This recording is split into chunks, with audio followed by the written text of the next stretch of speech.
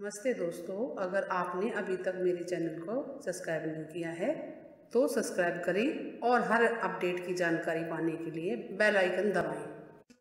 नमस्ते दोस्तों, हनुमान जयंती पर हनुमान जी की घर पूजा करने की विधि विधान से। दोस्तों, चैत्र शुक्ल पक्ष की पूर्णिमा को हनुमान जी की जयंती मनाई जाती है, क्योंकि चैत्र शुक्ल पक्ष की पूर्णिमा को ही हनुमान जी का जन्म हुआ था। अतः इस तिथि को लोग हनुमान जयंती के रूप में मनाते हैं। इस दिन हनुमान जी की विशेष पूजा की जाती है, क्योंकि हनुमान जी को भोलेनाथ के 11वें रुद्र का अवतार कहा गया है। हनुमान जयंती पर हनुमान जी की पूजा की सामग्री: हनुमान जी की मूर्ति या चित्र, लाल वस्त्र, चौकी, लाल पुष्प, अक्षत, गुलाब अथवा कमल के फूल, पुष्पमाला, लाल चंदन, सिंदूर, हनुमान जी को चढ़ाने वाला धूप, दीप, घी, अक्षत, नैवेद्य, बूंदी अथवा बेसन के लड्डू, गुड़, चना, अगर आपके यहाँ चूरमा बनता हो तो दाल बाटी चूरमा भी, तांबूल, पान के पत्ते को पलटकर लौंग, इलायची, सुपारी तथा कुछ मीठा रखकर तांबूल बना ले, यज्ञो पवित्र, कपूर, आरती के लिए थाली, पान का पत्ता, चौकी या पटरा, आसन ऊन का। प्रातः काल उठकर हनुमान जयंती के दिन नित्य कर्म करके स्नान कर लें, साफ सुथरे स्वच्छ वस्त्र धारण कर लें, पूजा गृह को साफ कर लें,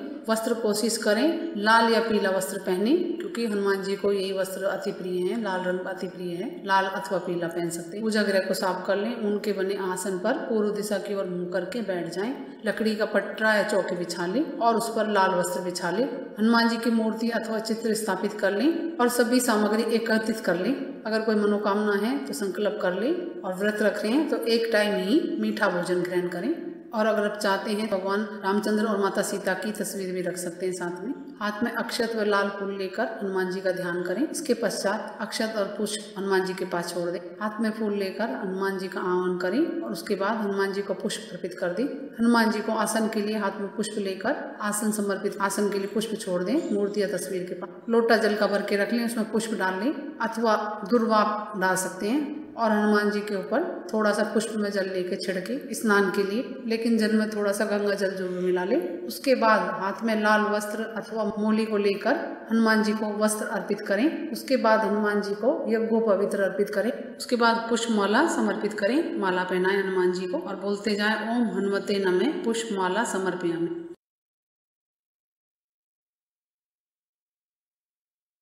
उसके बाद सिंदूर समर्पित कर चमेली की तेल सिंदूर मिला के सिंदूर तैयार कर लें हनुमान जी वाला और बोले ओम हनुमते नमः सिंदूरम समर्पयामि। तिलक लगा दें हनुमान जी को सिंदूर से। उसके बाद चंदन हनुमान जी को चंदन समर्पित करें और बोले ओम हनुमते नमः चंदनम समर्पयामि।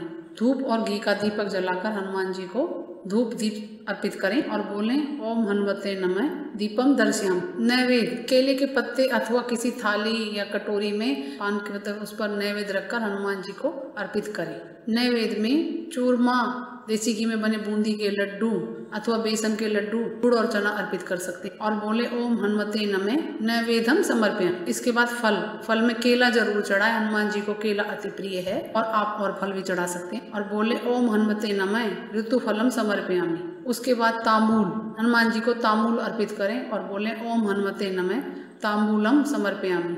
उसके बाद दक्षिणा अपनी श्रद्धा अनुसार हनुमान जी को दक्षिणा चढ़ा दें और उसके बाद आरती करें, हनुमान आरती उतारें। देसी घी के दीपक के साथ साथ कपूर भी जलाएं और उपस्थित जनों को आरती दें, स्वयं भी लें। उसके बाद पुष्पांजलि हाथ में पुष्प लेकर घर के सभी सदस्य और पुष्प चढ़ा दें हनुमान जी को और बोले ओम हनुमते नमः पुष्पांजलि समर्पयामि।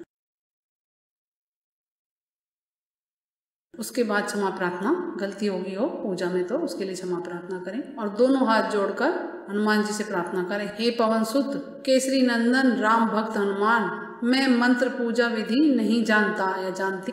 मैंने आपकी पूजा अपनी शक्ति के अनुसार की है, आप उसी से प्रसन्न होइए और यदि पूजा में कोई त्रुटि रह गई हो तो उसके लिए अपना भक्त समझकर क्षमा कर दीजिए। अगर आप हनुमान जयंती पर हनुमान जी का व्रत कर रहे हैं तो इस व्रत को करने के कुछ नियम है, उनका पालन करें। व्रत के लिए ब्रह्मचर्य का पालन करना जरूरी हो सके तो जमीन पर ही सोएं। प्रातःकाल ब्रह्म मुहूर्त में उठकर प्रभु श्री राम, माता सीता व हनुमान जी का उनका स्मरण करें। मांस मदिरा इन सब चीजों से दूर रहें। शुद्ध आहार ही खाएं और मीठा भोजन करें, नमक नहीं खाना है व्रत में। साथ ही हनुमान चालीसा, बजरंग बाण, सुंदरकांड का पाठ जरूर करें। इससे हनुमान जी प्रसन्न होकर भक्त की हर इच्छा पूरी करते। इस दिन स्वामी तुलसीदास द्वारा रचित श्री रामचरितमानस कि सुंदरकांड या हनुमान चालीसा अखंड पाठ भी किया जा सकता है। पूजा के बाद प्रसाद रूप में गुड़, चना, बेसन के लड्डू, बूंदी के लड्डू चढ़ाए जा सकते हैं और उसके बाद प्रसाद वितरण किया जा सकता है। लाल रंग के पुष्प, कमल का पुष्प, गेंदा या गुलाब के पुष्प, कनेर, सूरजमुखी आदि के या लाल पीले पुष्प अर्पित किए जा सकते हैं। अगर चाहें तो मंदिर में हनुमान जी को चोला चढ़ा के आ सकते हैं, उससे आपकी सभी मनोकामना शीघ्र ही पूरी होती है। हनुमान जयंती का महत्व। हिंदू धर्म में हनुमान जी को एक प्रभावशाली देव के रूप में पूजा जाता है। बजरंग बली के कई ऐसे नाम हैं जिनके माध्यम से भगवान हनुमान अपने भक्तों के बीच में जाने जाते हैं, जैसे बजरंग बली, पवन सुत, पवन कुमार, महावीर, अंजनी सुत, संकट मोचन, अंजनेय, मारुति, रुद्र इत्यादि। महावीर हनुमान को महाकाल शिव का 11वां रुद्र अवतार माना गया है। उन्होंने अपना जीवन केवल अपने भगवान राम और माता सीता के लिए समर्पित किया है और हनुमान जी कलयुग के जागृत देवता हैं। वो आज भी पृथ्वी पर अमर और अजर है। हनुमान जी के जन्मदिन पर मंदिरों में भजन कीर्तन का आयोजन किया जाता है, भंडारे किए जाते हैं और साथ ही हनुमान जी को बल व बुद्धि का देवता भी माना जाता है।